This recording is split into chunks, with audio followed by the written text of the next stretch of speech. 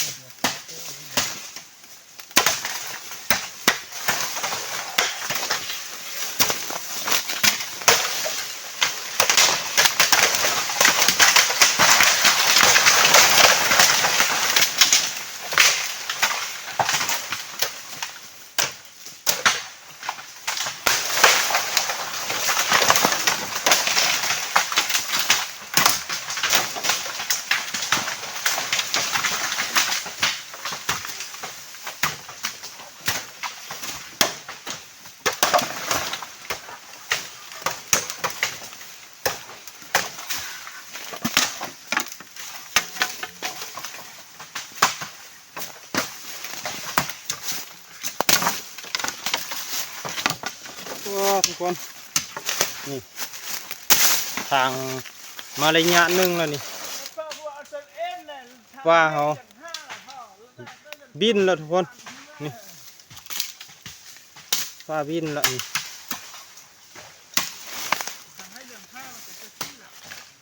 ว่าจนบินทุกคนทางมาก็ได้สำนีแล้วนี่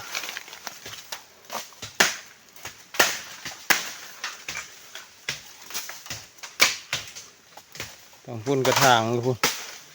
ไหนพุ่นนี่ในพันแลน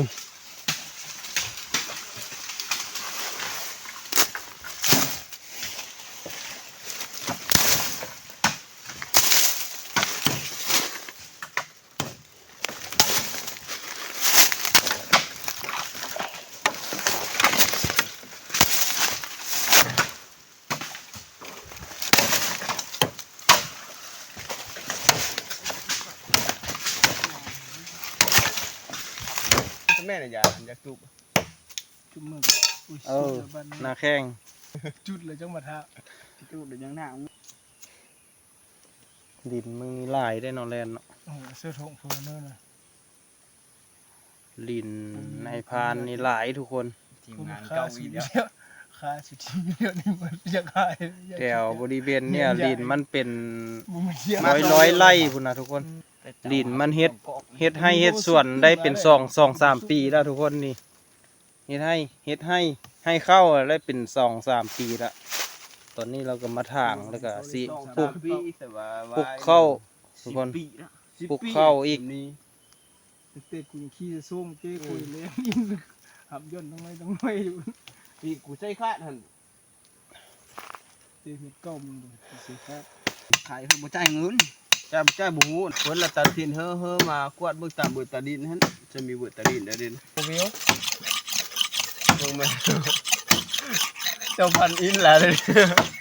งูน่ะก็ค่อยได้พันน่ะก็ก่อหัน อย่าแม่เฒ่า โอ้น่ะสรุปดอกสปาคุยอ่ะ สิรู้ดูเพิ่นละเล่นนี้ กายสปาเยอะเท่า ควรนะเนี่ยทุกคนมังไม้ มาแล้ว โอ้ยไม่คิด มังไม้ธรรมชาติ แอปเปิลป้าเด้อ นะกินในเบื้องนะ กิ มั้ นได้พี่น้องกินได้เลยนี่ กินกาบสุกเลยอันนั้นสมแม่นบ่แม่นอันนี้ นั่นน่ะบ่แม่กูกิน อันนี้บ่แม่น ปัดเดียวกันคึกเลย ส้มหวานทุกคนมักไม้ชนิดนี้ ลูกเขาดินเลี้ยวเลย แซ่บบ่แซ่บจนลืมหมดเกือบพี่น้องหมดแวนเลยขี้หายเลย ขี้หายคือบ่กินได้กลัว ลองหน้าตุ้ ตุ้ ม มนั่น พี เป็นตุ้มพี เปลี่ยนก็เป็นน้ำเดียวบ่ ใต้กับใต้น้ำเดียวโว้กล้ากินได้เลยพี่น้องเด้อนี่เปลือก แล่นลงเอาอยู่นี่ทางนั้นเป็นเมื่อกี้นี่กูได้อยู่เกต นี่แหละตัดอันนี้ละเพื่อนก็อันนี้ละ เปรี้ยว ทางลัดนั่น แกงใส่ป่าแม่นี่คักเลย เดินเกือบมันอยู่กันเล กาย บ ว่ะ มันไปแกงใส่ป่าแซ่บเลยทุกคน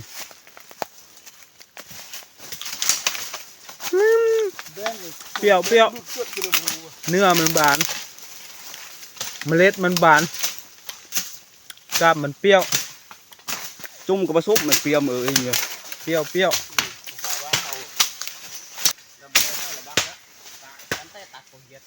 มักบักเดี๋ยวเพิ่นบ่มักฆ่าเพิ่นลันไปก้นได้ จุกเมียหุ่นน่ะนี่เป็นโอ้ยยอม ซ้ำนี่มึงชู้นี่นี่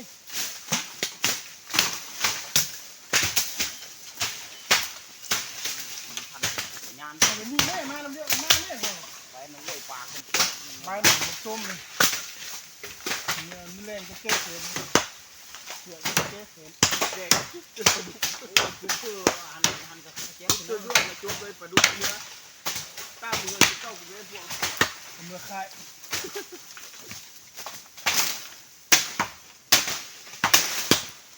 เตียนรวยซ้ำเชียงใส่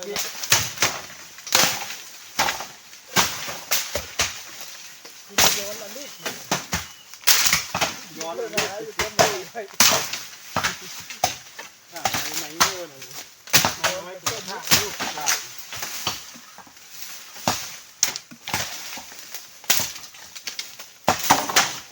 งับหัวเด้งับหัวทำไมอันผมมีเป็นการก็จะเอาดิ้นต้นขึ้นมันแล้วเอาดิ้น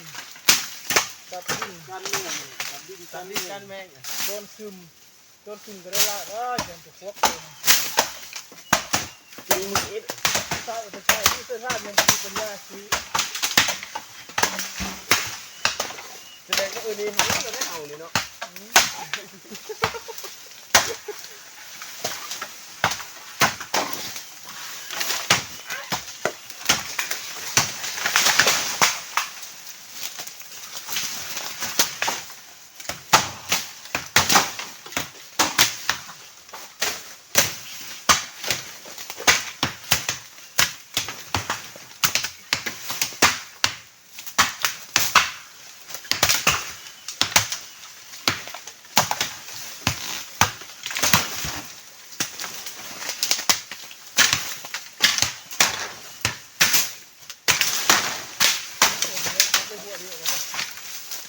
มีโต๊ะคนมันจะออกคอนโดก็จ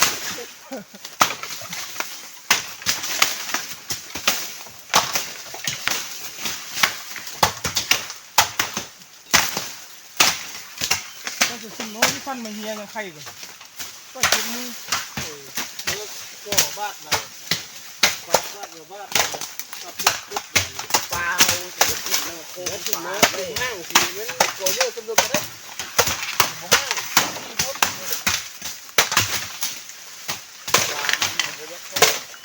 เขายังไม่ซุ่มมาเฮียถึงนึกแต่ในช่วงบ้านเมียกูนะจะซุ่มเข้าไปทางอันซุ่มมันไม่อันไข่อะนี่มันก็เป็นหน้าแล้วเลิกเข้าเฮ้ยแต่ตะโกกลงเป็นซุ่มเพียงทำเพียงตั้มเขาตัด มึงก็เรียนวิชาบ่ แต่ว่าไม่ยากเขาตัดเขาละตัดเป็นสองข้อนนะเนาะตัดพื้นแล้วขึ้นมาตัดอีกละชิ้น เป็นแนวนั้นโปรโมทพูดเขาสิอ่ะก็เพิ่นจะว่ามีวิธีเสริมเฮ็ดเดียวก่อนที่ใช้ความอดทนแล้วบ่จะมีวิธีทุกวิธี เรื่องแม่เขามันเป็นหน้ามันตัวอย่างเนี้ยทำบ่อนเนี่ยแม่เอาใส่ บ่ทุกวิธีลุกบ่มีได้เลยวิธีแป๊ดนะ มีร้อยแบบวิธีเลย กวนวิธีที่ก็จะได้ลุกไม่จะมี สุโขปันจังมักสุ่มหันตั้งกล้องไปตั้งอุ่นกันจังจะชอบสุ่มเยอะละหันกล้องไปเลย 108วิธีเลยก็หันไม่ใช่จริงบักไม่รู้แม่ลงไปยากทุกคนลงเนี่ยบักเลยหันบักนั่นสิ ตัดแม่เมียตัดอันนี้ออกกับแม่น้ำวัดเป็น108วิธีจักวิธีเลยอันที่เป็นวิธีเป็นร้อยจะได้ คุยก็ได้ผมมีเทเลยคิดแต่ว่ามึงเอ็ดเรียกมามึงมึงภายในเดือนนึงจ้างมึงมีแต่มึงบ่ได้เอ็ดเอ็ดแล้วนะต่อเก้ามือ30บ่ได้เอ็ด โถมีนู้นเนี่ยสกุลนั่นเอ็นเขามือ แล้วอีกวิธีนึงก่อนจะเอ็ดเราต้องได้เบิ่งกันแน่ถึงหูอยู่ แม่น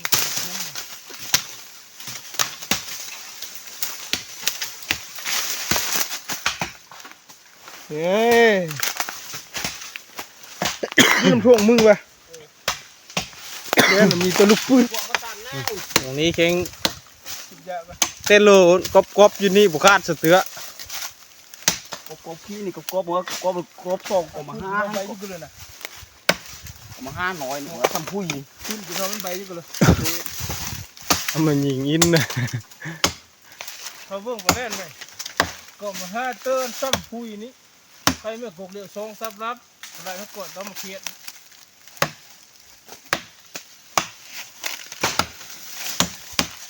ขอเปลี่ยนมาทำผู้เป็นตัวข้ากันเลย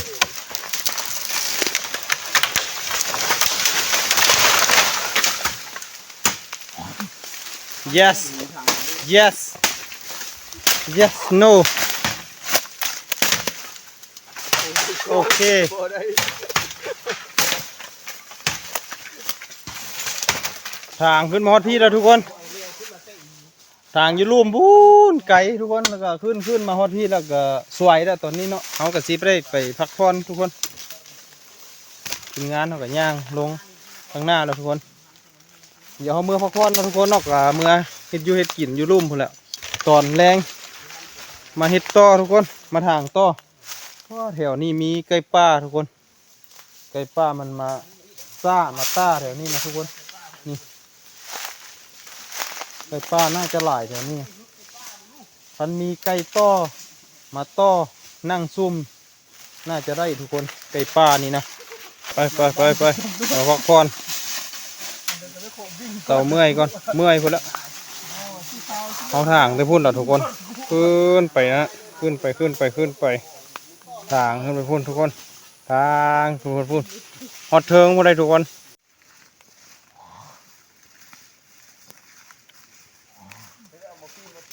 ตอนนี้ก็ลงมาฮอดห้วยห้องน้ำแล้วทุกคนมาพักอยู่ห้องน้ำพี่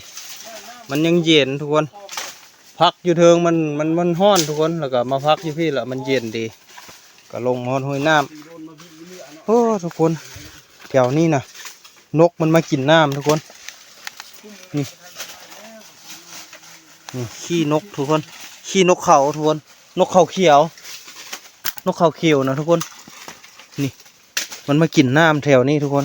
เดี๋ยว แต่เมื่อกระติมน้อยสิมายิงทุกคน มายามยิงแมลงบ่ต้อง ติดตามคลิปต่อไปทุกคนนี่นกเขาเขียวนะ คือไฟเนี่ยเลย มันมากินน้ เที่ยงทง ำน่าจะหลายอยู่นกแถวนี้นะ มาไหมปลามือน่ะมาเอานั้นมาเพิ่มดู ตอนนี้ยังเคลียร์พื้นที่ทุกคนพักผ่อนเฮ็ดอยู่เฮ็ดกิน เก่งนะ เอามาฮิตมันตัวนี้แม่ เดี๋ยวตกก้นหรือกระสีเดียวอยู่ นี่สารเต้มัน ไม่กองหาเนี่ย มีไฟหนาวดิ ตายร้อนเลยนะ นึกว่าพี่ไฟ โอ้โหยากคนเดียวเล่นนี่นะมึงตกเต๊กเนี่ยจะไม่ปลาน่ะก็ไปโคตรปลาเลยกูเยอะว่ะ นี่ย่านเลยมึง โอ้ยนี่แน่นปลาก่อนโอ้โหนะจ๊ะปลาตัวย่าน เที่ยวฮึกกันเลยหรอกูยังงูเนี่ยนะมันไปเที่ยวฮึกจำไปเปิดสิยู่ฮั่นย่าสิมันมีเบี้ยเก็บเยอะสิเนี่ยมึงดูมึงเฮ็ดอ่ะสิมึงมีเบี้ยเก็บพวงจะไปเที่ยวเป็ดออกใส่เก่งจะบุบปุ้ยมันปูไว้ว่านอนไหม กว่าปะเสมอก่อนไอ้เกียงเฮิมเนอะหมอตั้งตัวหันอ่ะ โอ้น้ำตื่นแต่ว่า โอ้บัดเอามานี่ไหมมากันลงเองจะเตือนมั้ยเตือนบางเตือนลงเตือนไปเสร็จแล้วเลิกไปหันน่ะอาบก็ได้ตูนหัวเลย เอ็นหรือมึงกลัวเสื้อนี้ กลัวไอ้น้ำ ก็เลยมาตั้งน้ น้ำมันโป่งเนอะ ำพอกินได้บ่น้ำกินจ้ะ ตักออกก่อนเถอะ น้ำมันห้วยมานี่น้ำแกงน้ำมันเดียวไป เอาเอ็ดเถอะเอาไล่สินะเอ็ดเอาไหม นำลงไว้นะ กูสิบ่ฮู้วิธีเอาตื่นจ๋าเพิ่น เกียงท่า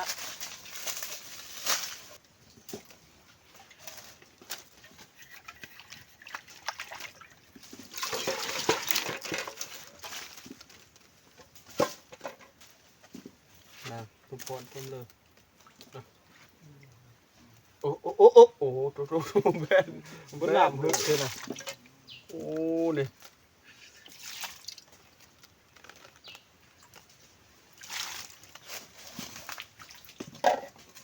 อันนี้ก็จะเอาน้ำได้สิเอาน้ำเอาได้เที่ยวก็เอาได้เนาะน้ำสาวจุกเนาะ มันแกงเอาน้ำอันนั้นนะน้ำกินแล้วเอาอันนี้เอา มันจะกินเลยเอาอันนี้ก็ได้นะน้ำแกงนี่เอาไปฟักเขากินไม่ได้น้อยเอาแม้เขาวนกินอันนี้ก็มันเป็นเลอะแต่อย่าป้อนปลาลูกลงหูว่าเขาหูนี้ เอาไม้กินมาเตอร์ทีนี้เราเป็นเนื้อ แกงปลาทุกคนแกงปลาใส่กับส้มมาเลยส้มปอนเนาะแกงปลาเสื้อกับส้มปอนทุกคนมื้อนี้ มึงก็บอกเปลี่ยนเดี๋ยวเราเป็นเท่าใต้มาจะเป็น ประมาณ แห้งใบอยู่ได้หนา ได้ได้ จุ่มเลยปลาโลเจ็ด ดีเสื้อแล้วก็จะเต็มนะแบบว่า เบิ่งไหมดู อันเดียวมาเอ๊ะครับ อ้าวยันสุกินบุอิ่มเนาะ ที่ เบิ่งไว้ คนได้นะ มึงเบิ่ง เอา เล ไว้ ย ทานผู้ชมเบิ่งนะปลาดุกทุกคนนี่ปลาที่เขาจะมาเฮ็ดกินมื้อนี้ตัวใหญ่ๆเลยทุกคน2 โลตัวเยอะๆนี่แกงใส่กับพอดีโมแม่นเลยส้มปอนเนาะนี่เอ้า พักต้นสวยเลยเห็ดยูเห็ดกินเนาะว้าโอ้ยมีทิ้งใช่ไหม งั้นปิดโต๊ะได้ไหมต้มใส่สมุน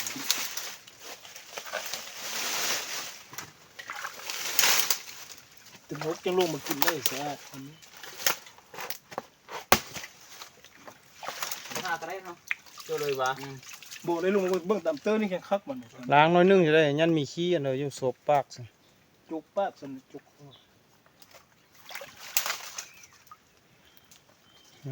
เที่ยว เหลือมือลวดกลัวปลาเลย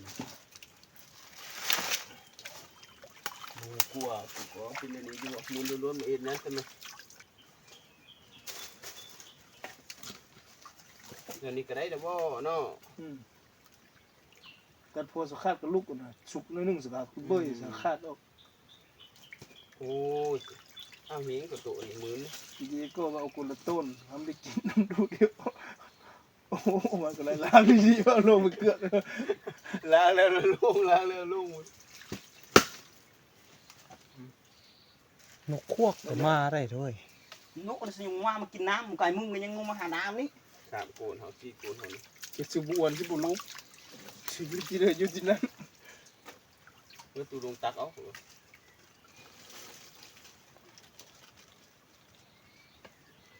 ได้แล้วเอาไปเสื้อซะไอ้นี่เดี๋ยวจะเอามือมาโพสเอ้ยเดี๋ยว มาให้เต็มเมื่อยนี่ ก็ตัวเดียว มาให้เต็มเมื่อยกับติ้มน้อยนี่ ว่าเอามือ เขาปาดอันนั้นไหมปาดบ่ปาดโถงสันก้นไหม มาเลย อันนั้นโคเคสก็ได้ปาดท่านเลยปาดยับลงก็ได้ปาดยับลงอีก ปานเป็นเหลือที่บ่ ยับลงมาถ้าเรามีไส้เลยจำเบิ้งมีอันเดียวเลยจำมีเลย อ๋อบ่ทันพดทุกคนให้น้ำมันพดก่อน มีลายแทงเอามาเมื่อไหมเล่เอามาจุกๆละฮั่น เล่ล้างโอ้ไม่เท่าเท่ามันราคาราคาอยู่ฮะ โอ้เลยเอามาอาบนี่เลยกับมันตักอาบ เจียวได้เถอะผมเฮ็ดสิเกลือ เห็นอยู่ฮันละเบิ่งไงเอามือถุงนึงมีถุงนึงอีกอ่ะ ช่วยเลย นั่นแหละหอนสมหันละความเผ็ดตื่อ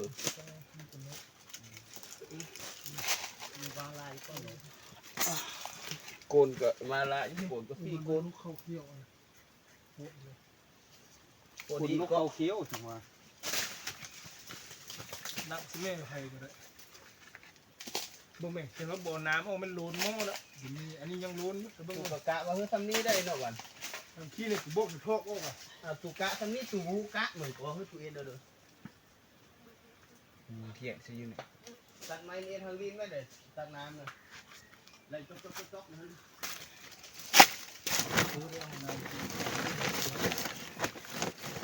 เป็นตัวไม้ต่างกัน บ่บ่ ต่างอื่นคือเองโอ้ใจก็จะดังมึกเลย ตักก็เข้าแล้วตักแต่น้ำต้นเอาเมื่อบูมืดแล้วเพราะว่าเมื่อกินอยู่เพื่อน มันเพิ่มกินมื้อตัวน้ำใช่เนาะ โอ้ย กินไปกินต้มป่ามื้อที่ซาแม่น้องสิ มองมันจิจิเลยเป็น ทุกครั้งหั่นนี่ กินรูปเอาซุ่ม เอาลูกๆให้มันกันหน่อยบ้าน ได้เด้อการนี้สักอันนั้น ไม่เหมาะ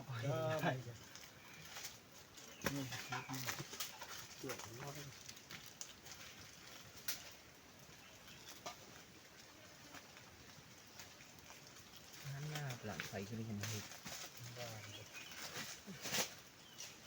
น น้อย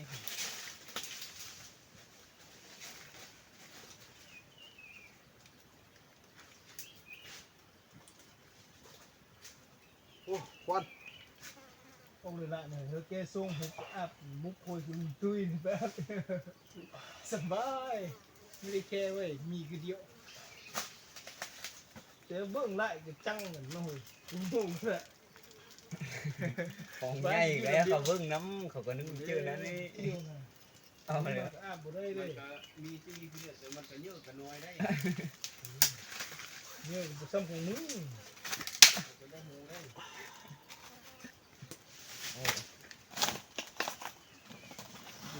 ดิสิตา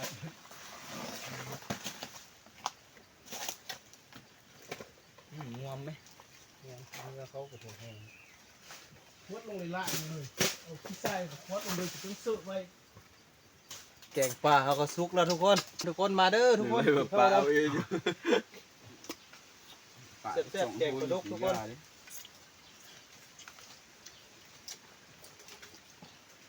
ปลาแซลมอนแม่มันก็ สุดยอด ปักอยู่กับปลานี่มันหุ่นยามมันคักอยู่เฮากินอันนี้นำได้ เป็นเจ็บบุทันอยู่ป้าแจ้อุ้ยป้าเจอกุ้งคุ้ม ไก่ เจ็บ มาหุ้มเผือเกิม กินเลย ไปเด้หอนทั้งเอาเลยคืออีโรติก่อนมาหั่นต้นเข้าเจ้ามือเนาะ นี่ในสบายสบายอีกบ่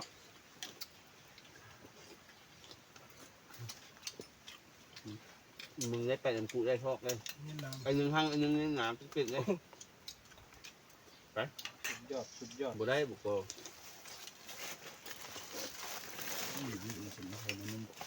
แม่น พ่อแม่พี่น้อง น้ำบ่วงไปเอามาเอาเนาะพอแล้วเว้นรูน ปิ้งกับครับปิ้งครับ อีลาบก็เจ็บอยู่ครับเก่งซักเจ็บอยู่นี่กินอยู่ละ ตัวมันมักที่แบบตัว มันได้หูดได้อันนี้ปิ้งก็เจ็บอยู่แต่มันบ่ได้หูดแขน ครับเยอะบุหนนะตั้งกินได้ไหม นี่คือครูบ้านแม่อ้อมเดียวก่อนแม่ปันเข้าผมมัน กินยาแล้วเมื่อแทก ตาย นี่เห็นก็ร่างไอ้เนี่ย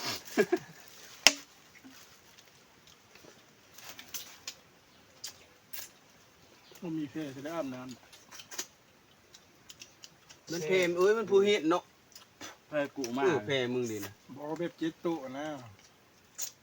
กูมาอ่านน้ำโดยเฉพาะ เดี๋ยวเบื้องแหละได้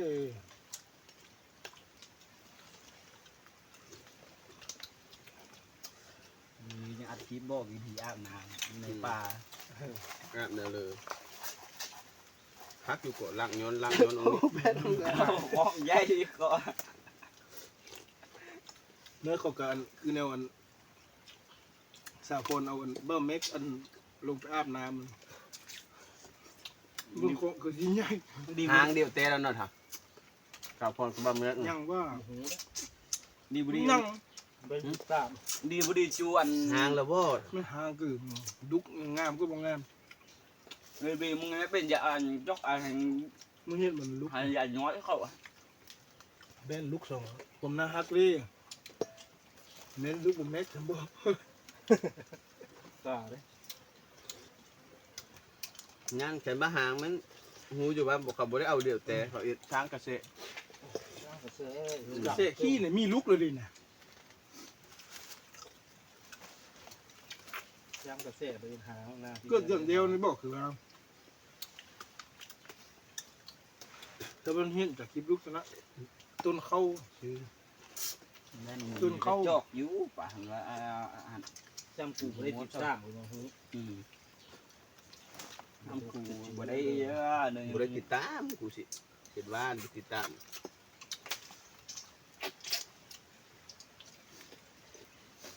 กูเดินติดตามตัวไอ้เดียวเป็นเมื่อกี้ติ้มน้อย แต่ยิงอยู่ก็ว่า แต่ก็อยู่กูยังเด้งตัวนี่ก็ กูก็พูดเดียวเลย ขาด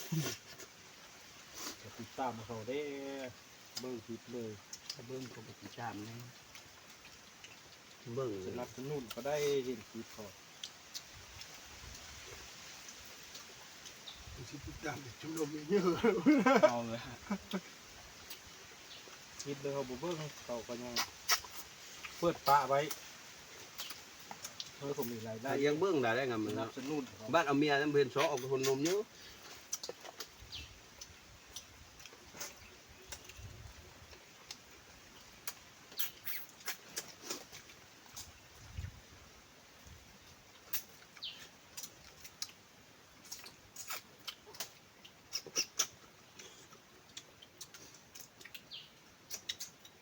นุ้ยเลย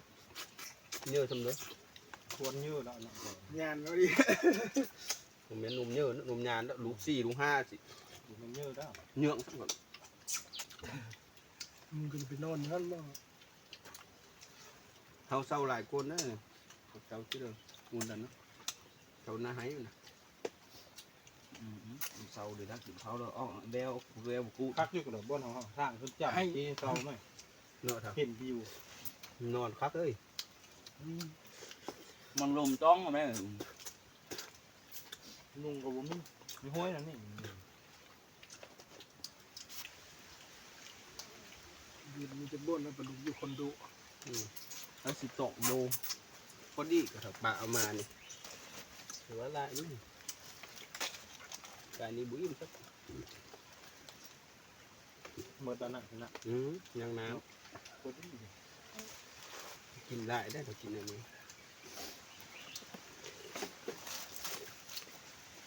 ในกูอันได้2%มืดดอกเอาเลย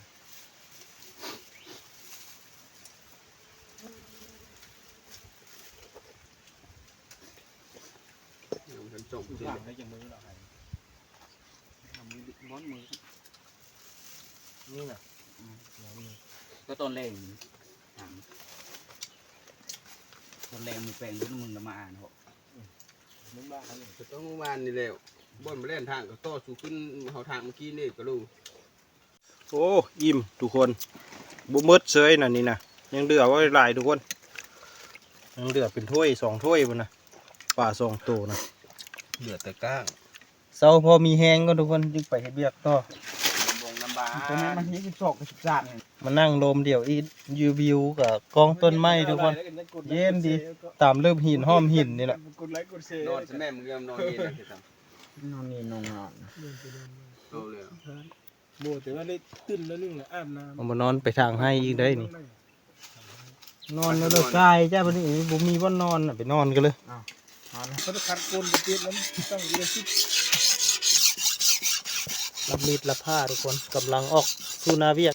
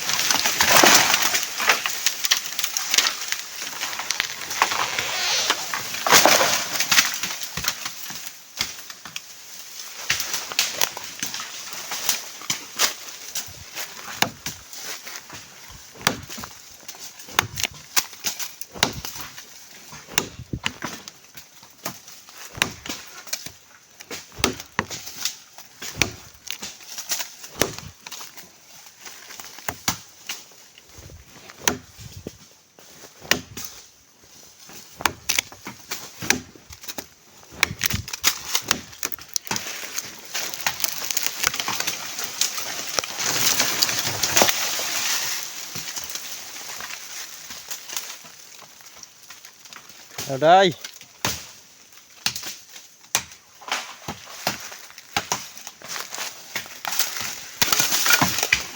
มาเบิ่งหมอนี้กินเอาได้ ว้าวไม่ลงครับ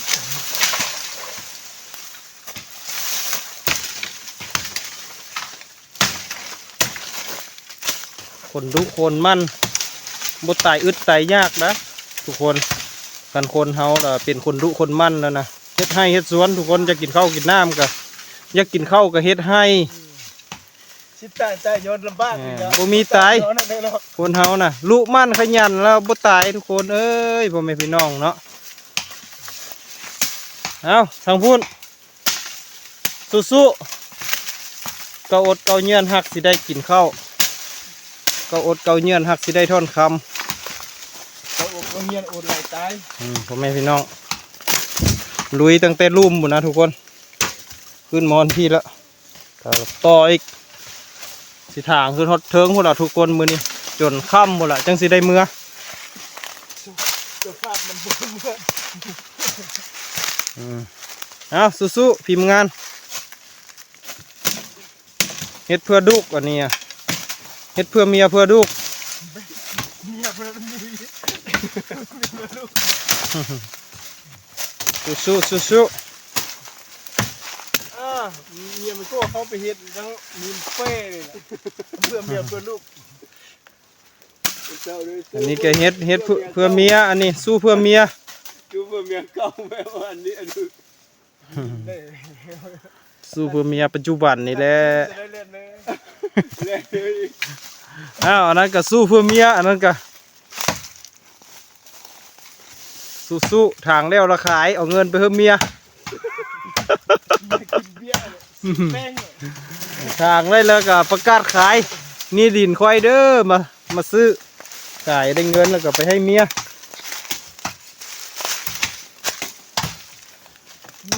สุดมีในเฮีย มานั่งเศร้าเมื่อยทุกคน คือลิงเนี่ย เอามาฮอดแล้วก็มาทางลุ่มนี่ทุกคน น่าคือลิง ทางอยู่แถวนี้ขึ้นมาฮอดนี่แล้วก็ ลิงกินไม้ด้วยปักโพน พักผ่อนเศร้าเมื่อยทุกคนฮ้อนเมื่อย ทางอะไรจะ เจ็บมือหมดทุกคน จุดเนาะ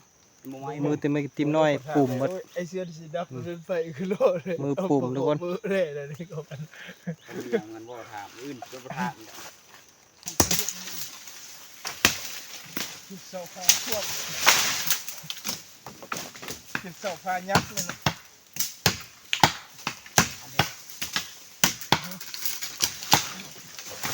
คิดเสาพาพวก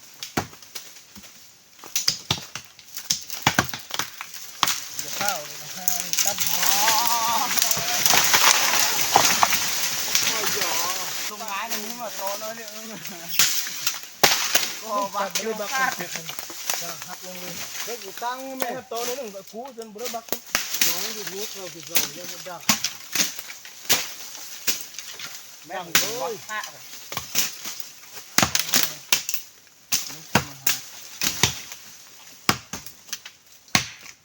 บอกมึงรักเนี่ยนี่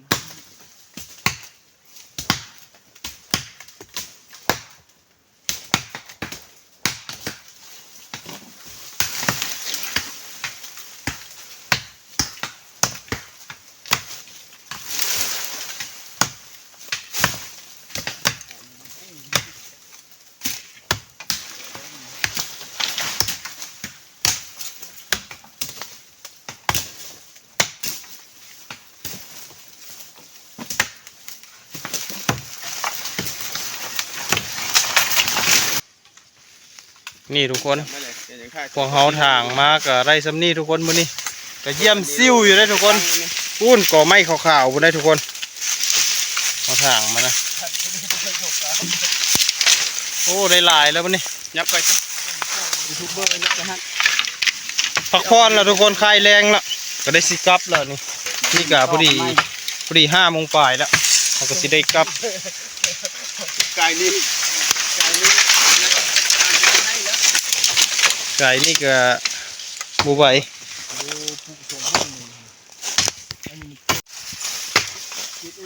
กลับเท่าลายมือจะมาตัดอีกไหมเท่ากลับบ้านแล้วพ่อแม่พี่น้องบัดนี้ โอ้บักกบมาต้อนแม่โอ้ไรอย่างนี้งานหมด มันกบเอารถเคลื่อนมาต้อน แนวนี้นะ ก็ไปเล่นมารถกูก็ได้